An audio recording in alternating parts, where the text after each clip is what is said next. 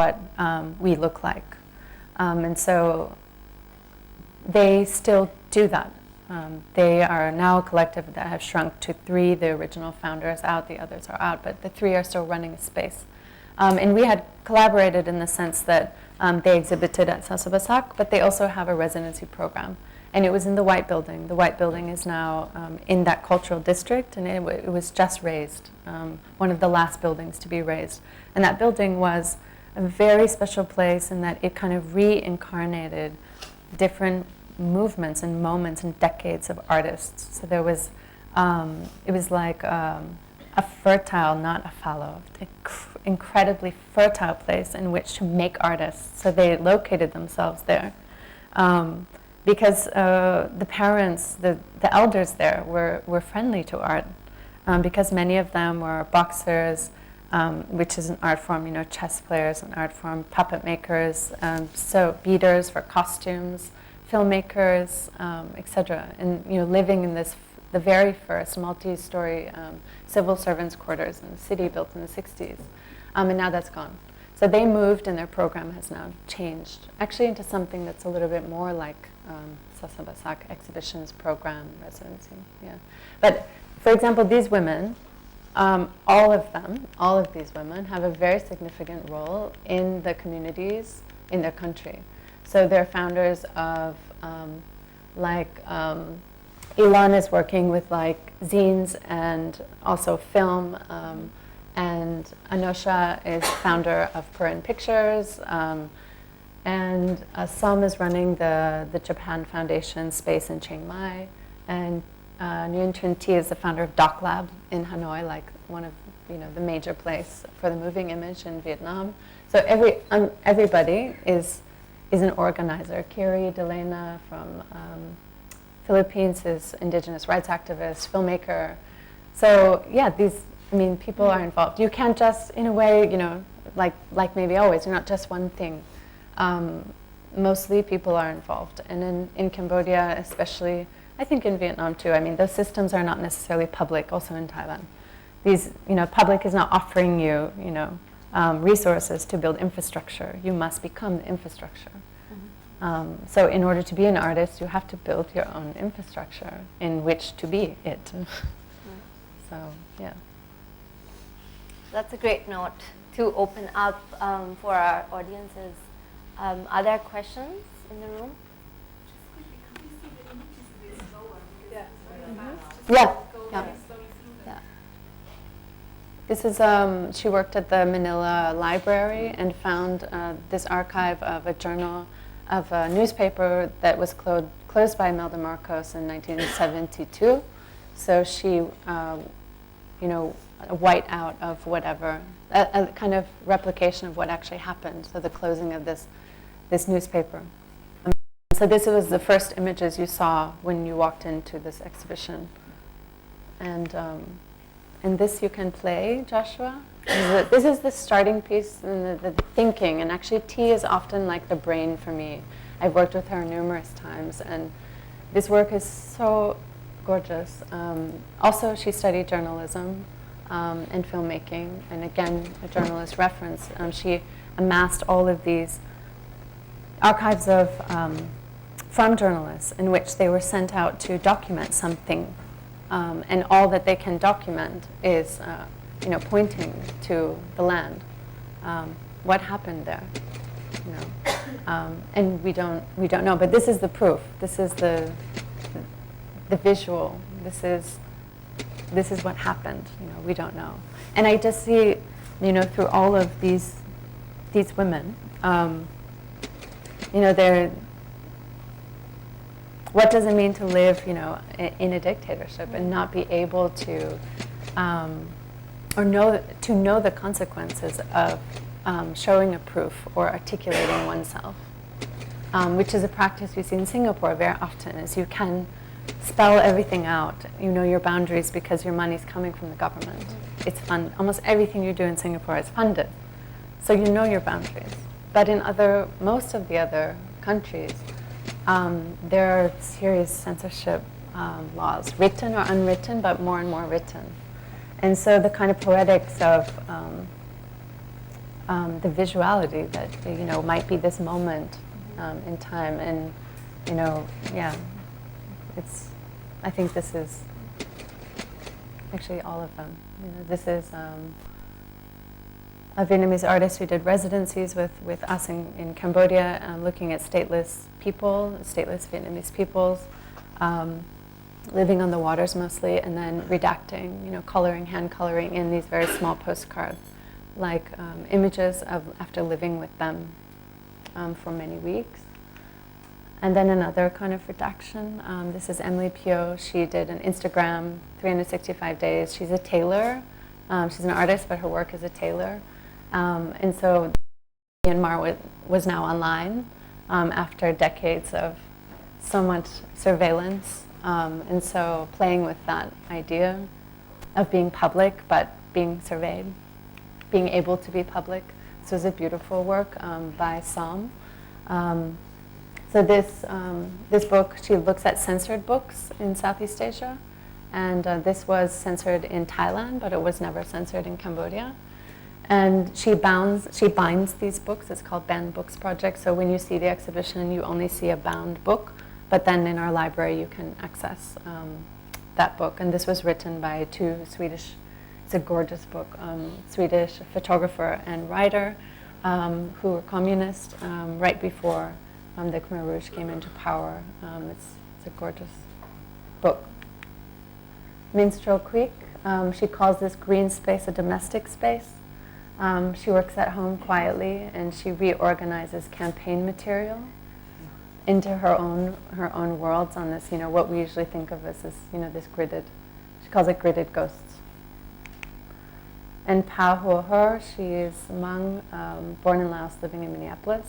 And again, domesticity of these plastic flowers that her mom, her aunties keep, and then as a diptych,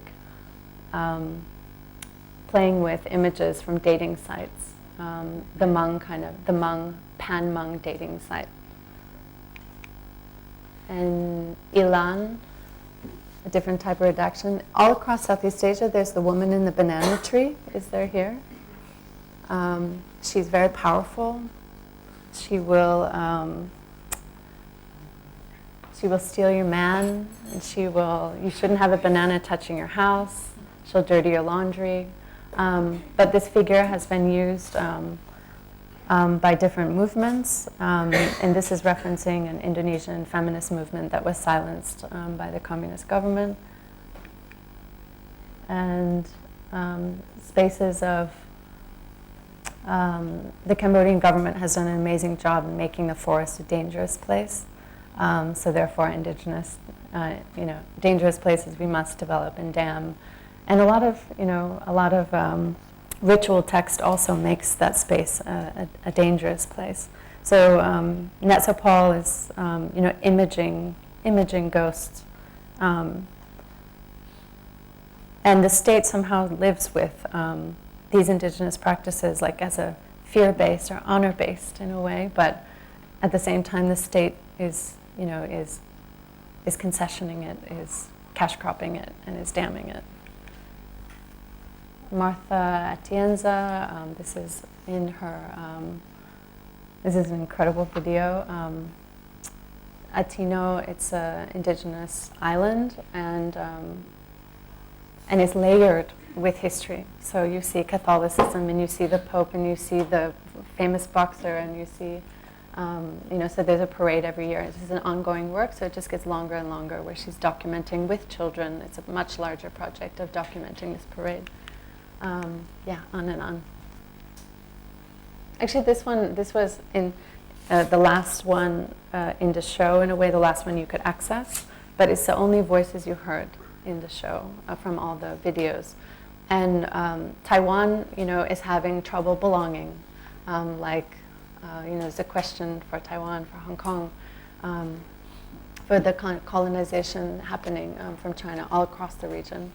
And so I wanted to include Taiwan in the show also. And he happens to be the only male in the show, but he's documenting mainly female migrant workers. So in 1994, Taiwan did a Go South policy, and there's about 500,000 migrant workers from Southeast Asia by like 2006 or 2010 in Taiwan. So these are different languages you're hearing from the other room. So you hear Indonesian, you hear Tagalog, you hear Thai. And it's the dreams of, and they're often nightmares. Most of them are nightmares. Yeah. That's that show. Thank you. Are there any other questions?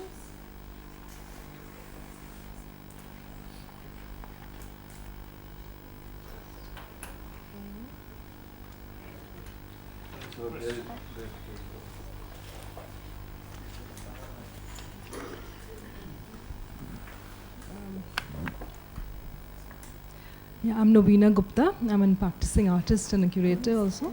I would just going through the whole presentation. It's very interesting, but I would like to know, like, when you're working with young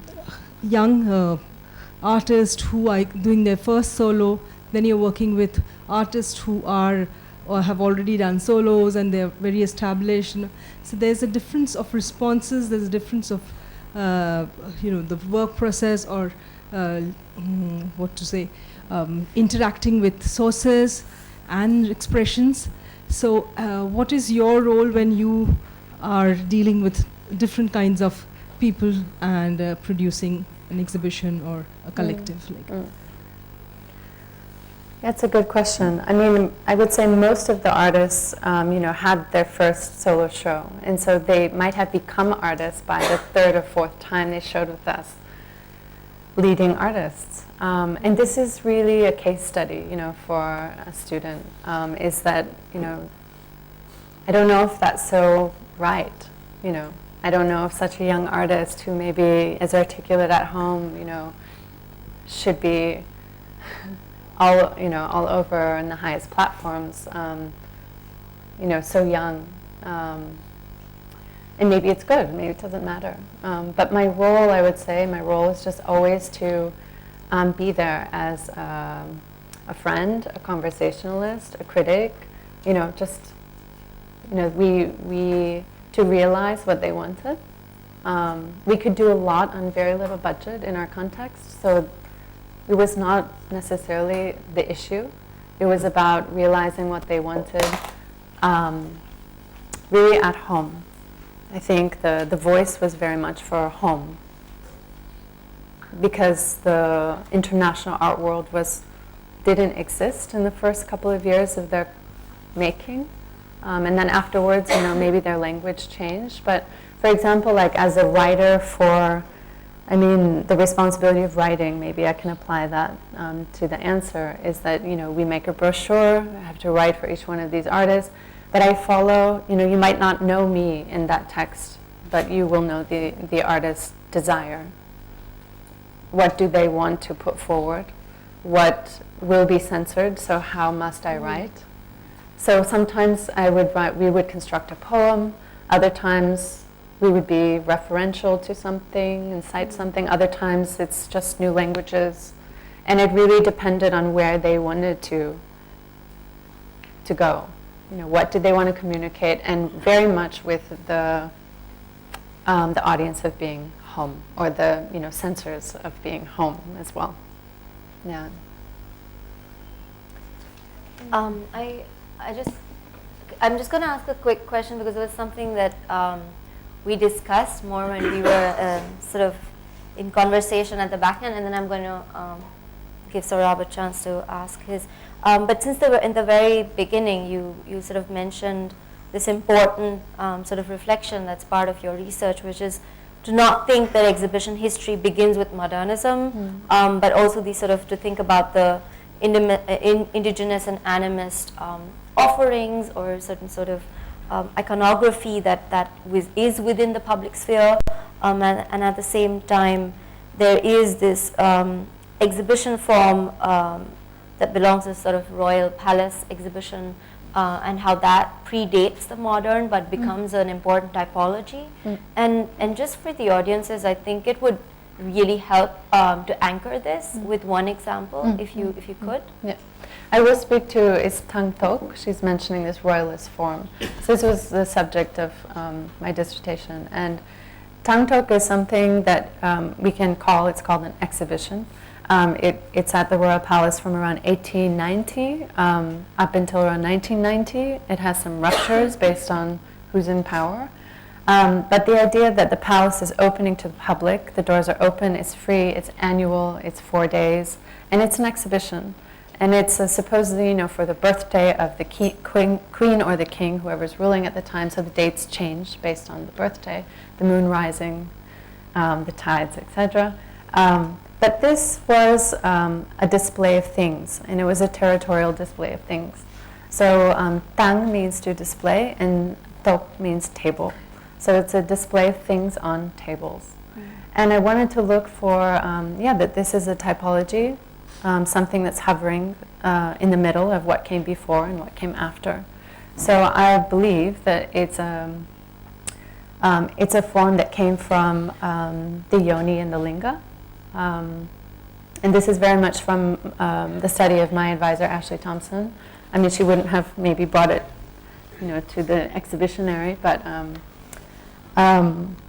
yeah, the condition of possibility. What is the yoni and the linga? The yoni is the land, is fertility. The linga is a thing, an object that's there.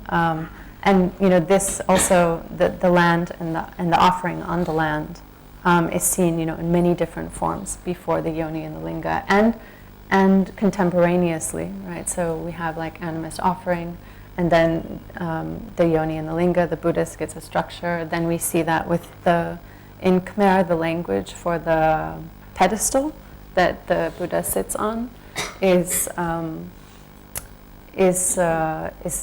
feminine and is a spirit, is carrying a spirit. So it's, let's say, the yoni. And then that goes on to being this table with these offerings. And Tang Tok was provincial. So it was a chance for, the nation, I mean, it was a French colony at the time, a chance for everybody to show their offerings, what is from your province. And as the French became more and more engaged, it became, more of Foucault, the order of things. Everything got segregated into, textiles, things of the earth, and then it was used to form the collection of the National Museum. So these very special things, that came from different provinces, then were copied, and then the Khmer art form was, put in place from these, the gems, that came out during Tang Tok every year. But this can also, one of the greatest scholars, Ang Julian, he told me, Tang Tok is the Bayon. If you're familiar with the Bayon, it's 52 faces, this temple from 12th century. And it's very much about territoriality. And that this formation of, the wall, which is, the palace is an enclosure that is not new, it is not modern. And so it's just this kind of evolution and this reiteration of this condition of possibility of displaying. And, we come to the modern exhibition. Van Malevan looked at some of his buildings. He built 5 exhibition halls. One was for, 3 of them were in the main function. One was industry, one was craft and art, and one was, I can't remember what. But this is something we see, these kind of trade shows. It looks like a trade show. It's products from the earth. And then what happened is Sihanouk, during independence era, he franchised, I'm saying he franchised Tang Tok. So he started to build these small exhibition halls in every province. And at the same time as creating a province, he would create an exhibition hall for the things of that province. And architecturally, it was from the materials of that earth, from that province. So stone here, bamboo here, to reflect that. So I think the Tang Tok is like, a typology of something that came before. And then we see, what is the white cube? And it seems so detached from that, but, I don't bring myself to think about that in my research. But there must be something, there too. What is that condition of possibility, and what forms, are being used that maybe don't exactly materially or spatially use the tang tok anymore, but it's a different. Yeah. We have a last question. Can you stand up? There's a mic. Stand up for a photo. No, so I was actually just curious about how you as an institution deal with the government, because I mean, censorship goes to an extent where you can't show a photograph of a dog, for example, because Hun Sen's called the dog, and you get asked to kind of take off the photographs if there's a show on. And then it's also, you know, like, I've been seeing a lot of artists actually looking at the Khmer Rouge, and for me what interested me was, for example, the person looking at the Bangkok Lake, you know, the cement and all of that. I was wondering how public that was, or you know, like how, especially because you're an institution, and I know that the ministry keeps a tab on everything that's happening, and I was wondering whether it's somewhat similar to what Sabi and Jibesh were talking about in China, where people are leaving clues, and then you have the audience actually trying to hack. You know, so. Yeah. We're a very small community. The audiences are not big, and they're usually people who know each other. It's grown definitely by students, so we focus on students.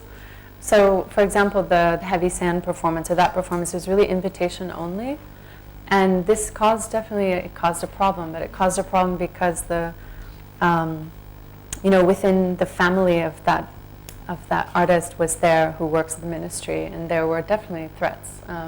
But interestingly, threats because of her wearing a bikini. And same with Khwai Sanang, same with Heng Ravut. Our threats came from nudity, like completely missing the mark of, you know, a neo-colonial critique of cash cropping rubber.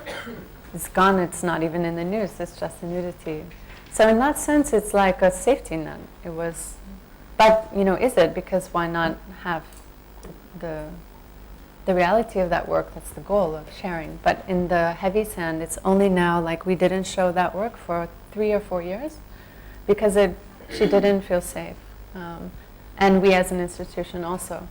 Also, interestingly, the Rimke work, the classroom work, this one was maybe the most controversial, because you dared to take these honorable epic figures and transpose them into, you know, so this was, we never know, and that's the thing with Cambodia. Up until last year, 16 radio stations were closed down, all free press is finished. It's a one-party state. I mean, voting is today. There's 15 parties on the ticket, but most of them are new. And I mean, I can't speak right now either, because it's really now become a very censored space. And China has just gifted surveillance system for 3 cities. So, you know, closing right now, and also as a US citizen, we had, about 6 months ago, it was perhaps time we had a queue to have our bags ready. So it wasn't until like 1964 that, you know, the American embassy was, you know, was looted, etc., and there was targeting of Americans. So that's happening again. So yeah, it's the censorship was never like Vietnam or Myanmar. You need to go through the censor board. You need a permit for everything that you do that's public. We have no system like that. In fact, because the ministry, I mean, we're close to the ministry, in fact, and a lot of my colleagues work in the ministry at SOAS in London. So it's not really that. They know, and we work together, students, a lot of students, and they don't have the resources. They're really, really education and culture is the lowest on the funding scheme for the ministry. So it's not enough resources to come and watch, you know, what people are doing. And we formed, through these 2 incredible women with UNESCO, formed a cultural task force. So actually we all now, you know, work together through UNESCO with the ministry, and we do have the Prime Minister's signature and the Ministry of Culture signature on the first cultural fund. And so we're working together.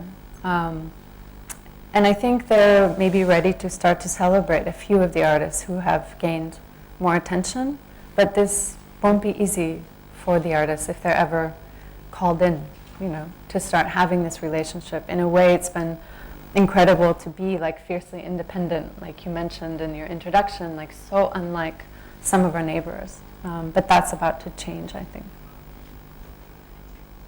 Yeah.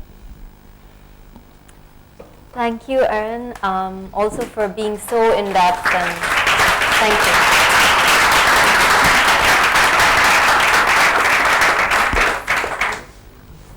We've come to the end of our day one.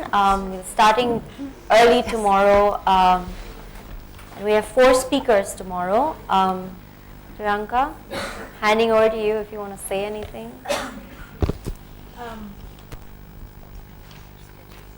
Can I have a mic, please?